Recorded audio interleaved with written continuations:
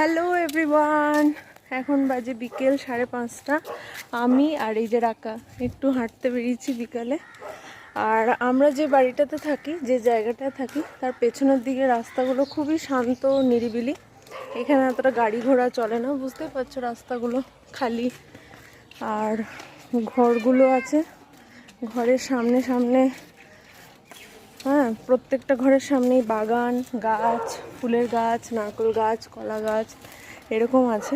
তো গুয়াহাটিতে আমরা এসেছিলাম 2022-এ, অ্যান্ড অলরেডি 3 ইয়ার্স হয়ে গেল, 3 বছর হয়ে গেল আমাদের গুয়াহাটিতে থাকা।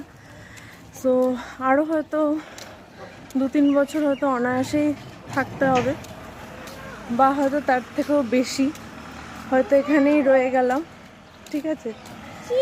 বাট এই যে জায়গাটা যেখানে আমরা এখন থাকি, ঠিক আছে, এই জায়গাটা আমার থাকতে খুব ভাল লাগে।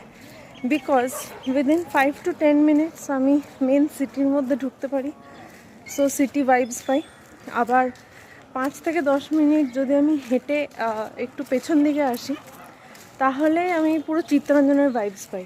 হ্যাঁ, চিত্তরঞ্জন বা অরবিন্দনগর, বাবারি খুব উঁচু ছিল,